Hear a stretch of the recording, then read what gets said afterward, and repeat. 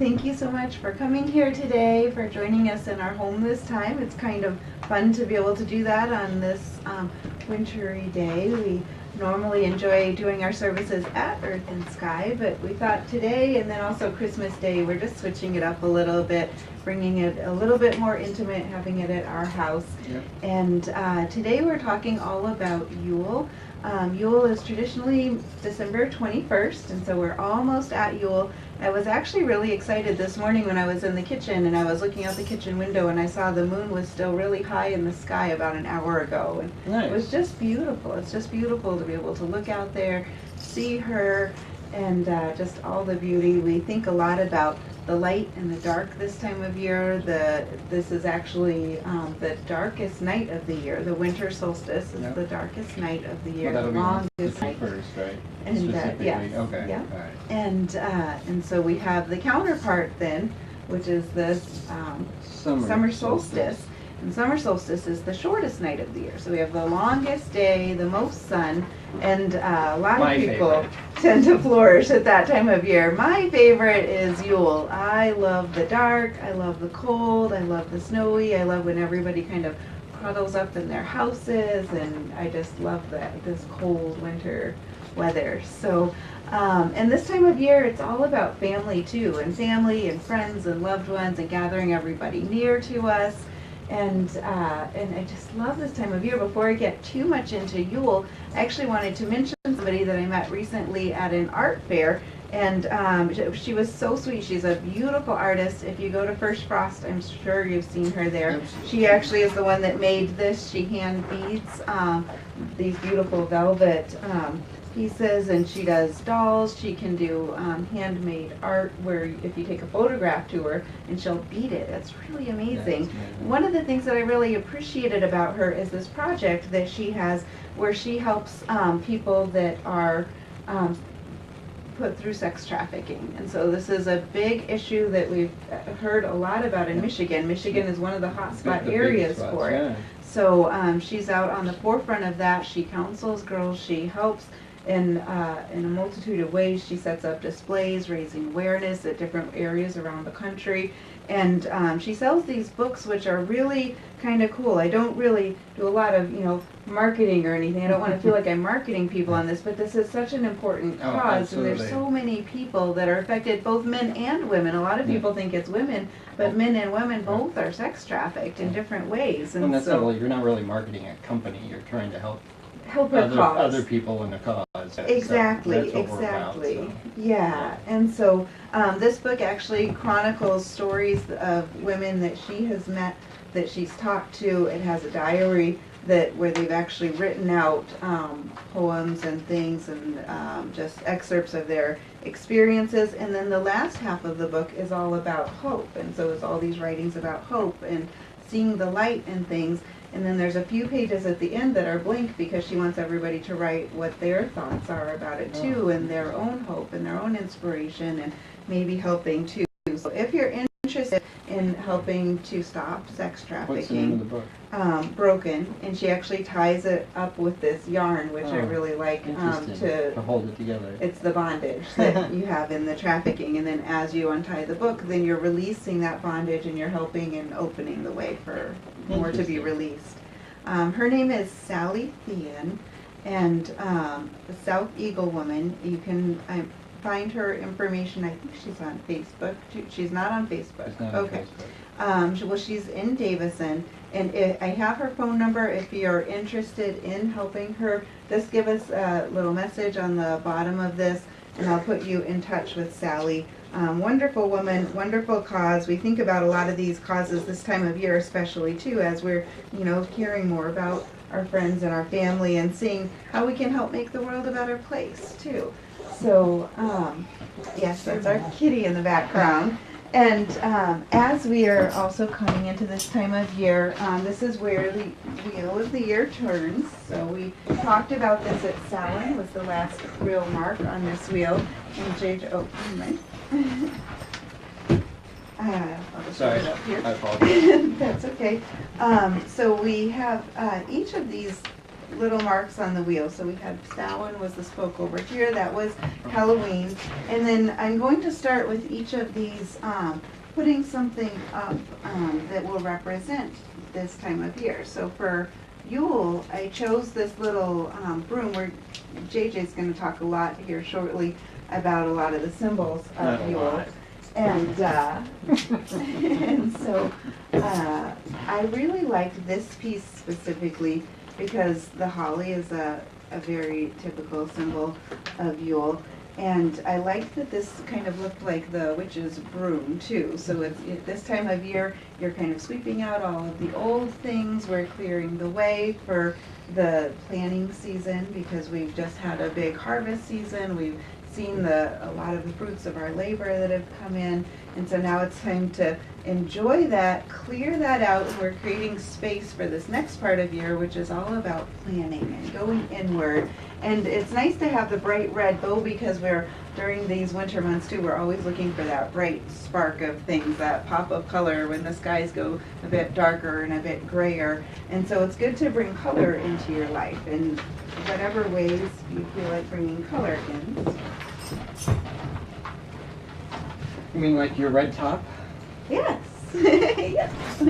Red this time of year. Red and green are just kind of fun colors this time of year. And we get a lot of green because of all of the typical things with the Christmas trees. Yeah, like there's a lot Christmas of history trees. about where Christmas trees came from Well, this and like, time of year. well, then it's specifically like the evergreen concepts, like both specifically holly and ivy, were representative of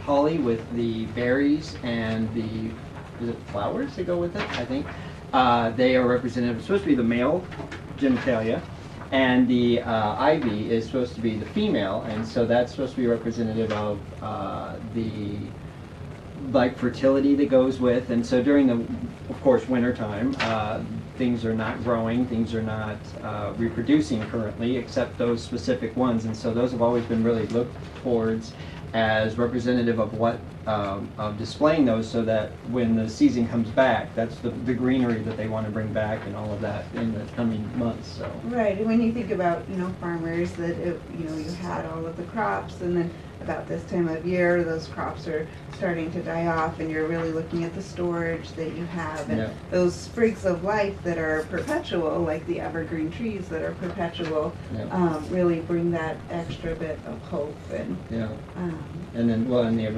and as far as the trees go, it's funny, a lot of people think that the Christmas tree, a lot has been said that the Christmas tree itself was taken for Christmas and people have their own thoughts, but I was doing a lot of research, and I think it's one of the concepts of there's nothing new under the sun kind of a thing, and that there are so many aspects of different cultures, different approaches that all use specifically evergreen trees because of some wanted the shape, some wanted the greenery, some wanted the the variations of those, and so they've all been used in to represent different things throughout the years, starting all the way back in the Egyptian times.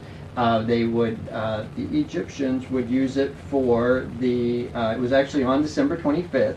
They used the Christmas tree was representative of the son of Isis, which being born on December 25th, and it was to represent, they actually had balls just like these that were to represent the sun, and they decorated the trees with those same kinds of balls, and they would use candles and other things to represent the sun that went with it, and to basically to give homage to the son of Isis. And I wish I knew which that name was, and I don't.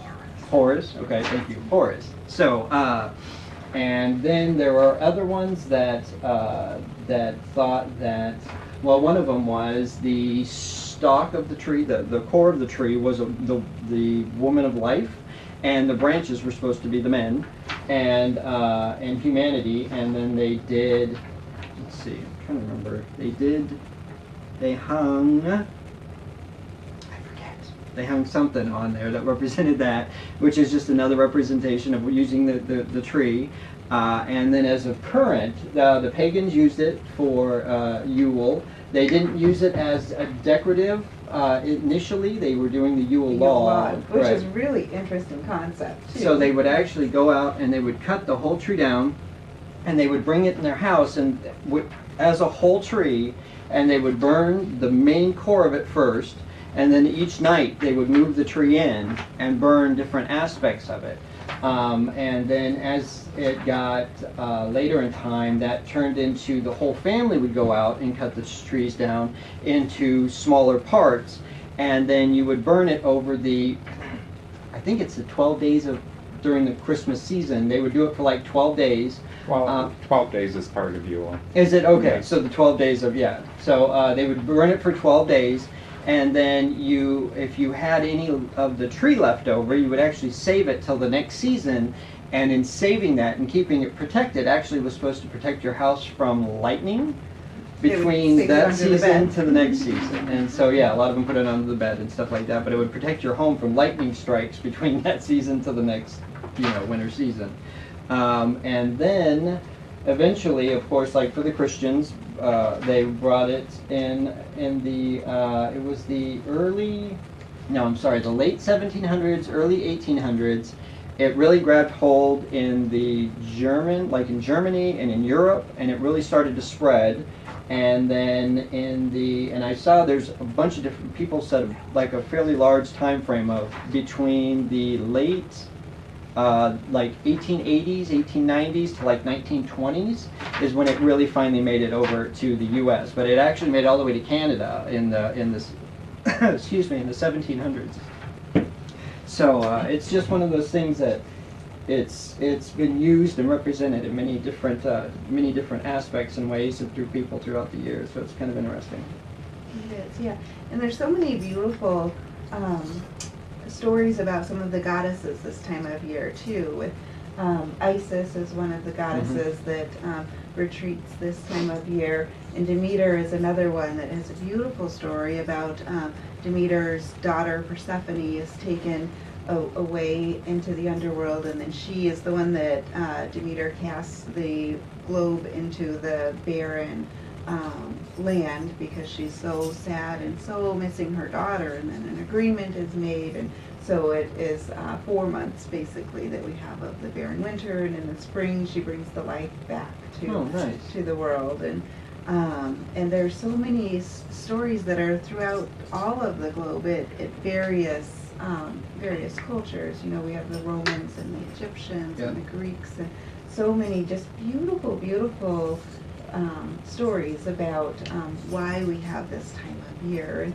really, to me personally, I just love this time of year as a time to go inward, and really you can glean a lot from a lot of the different legends and stories and the different goddesses, and really use that to see how you can apply that to your own life too. And taking time to grieve and let go of certain things too. Sometimes we're holding on to things and it's an emotion that maybe was from a while ago, and it's not really serving us anymore. And so it's a good time to really take that in, recognize it, look at it, grieve for it, and then let go and figure out what you want to create in that space that you've created. And I talk a lot this time of year, it seems, about creating space, because when we do that process, and whether it's grieving and letting it go, or whether it's feeling grateful and then letting things go, it can be the same, whichever feels most appropriate to you. And then just really relishing that space, taking time to just really be in the present moment this time of year especially, and just opening to that space, realizing that when you open that space, then every option is yours now too. When you have the power and you have the ability and you have the present moment, to create magic in whatever you want in your life right now. And so figuring out what your goal is. And then we see this in our current day too, where we talk about the new year too. Everybody thinks about their New Year's resolutions too. And I encourage you to really like dig deep as you think about what you want for the new year. And then don't just think of it as a New Year's resolution, which most people abandon within the first couple of weeks of January, but really think about how you want it to impact your life, what changes you want to make, and then picture yourself with what your goal is, and see yourself in January, see yourself in March, see yourself in July, September, and December, and have different mile markers of what you want those goals to be, how you want your life to look in association with whatever it is you're wanting to create space for. And so you'll be thinking about it and figuring out how you're planning and how you're starting to take baby steps in January, February, and March. And then maybe you'll see yourself as having like progress that you can see substantially in April, May, and June. And then think about how happy you'll be when you've got that, July, August, and September, and it's really in fruition. And then the harvest month of October, just picturing whatever those goals are and really seeing yourself there, and then seeing yourself at that completion of next year in December, where you feel like you've manifested this goal. It's probably gone even farther beyond what you had originally named it to be. And it'll really help you reach that next level, whatever it is you're inviting into your life through creating space. It's so funny how people, they see if, depending on the approach, either a year is something that there's no time to accomplish anything, or a year is so far away there's no way I could do it in that time frame. And so it's taking that, and when you cut it down into little chunks, it's something that's very manageable and a lot more appropriate for time frames and goals, so that way you can make sure you actually can get there. Exactly. Yeah. Yes. Yeah. Any other symbols? I think that's pretty much it. Yeah. It's such a great time of year. Definitely one of my favorites. And if I think it's great if everybody just takes a minute every day and really go out, enjoy the cold weather. Even if you don't really like the cold weather, just take that, even if it's 30 seconds where you walk out, and if it's under the moonlight if you prefer, or it can be under the sunlight if you prefer that. Just take that 30 seconds or that minute, breathe in the air, make sure you're really centered right in the present moment, clear out all of the other thoughts, and just take in the fact that this is where you're here in life right now, and you'll have so much that you've already gone through so far in life, so many things you've accomplished, and just create space, just clear your mind and just be present in that moment. And people that enjoy the sun, specifically when you said the difference between moon and sun, people that enjoy the sun, because it's cold out, a lot of people think that they don't get as much sun, but when you go outside and you're getting any sun at all, we're actually closer to the sun during the winter times, at least in our winter times. And you actually you're getting actually more sun, even though it's cold. It kind of is counterintuitive, but you're actually getting more sun than you do in the summertime. That's true, yeah. And then especially if it's snowy outside, because the sun's reflecting off of the snow too. So go soak up that vitamin D. Right, exactly. That's it. And that shock to the system of the cold air, and just really be present. I think that's the big thing. And especially this time of year, just really be present. Be in the present moment. Take that time and just enjoy it. Enjoy every day that we have. We never know if we're going to have another day or not, and so just really take the time. Be present. Let your loved ones know that you care about them, and care about yourself too. Really send that love back to yourself. Be grateful for where you are in life, the things that you've developed, and start thinking about what those goals are for the future. And I think my exercise for this week would be to encourage everybody to really be just in the present moment. 1 minute every single day this week. Clear your mind of everything and just be in the present moment. I like it. All right. So we're good? Yeah, so thank you all so much, and we'll be doing the meditation in just a moment. Okay.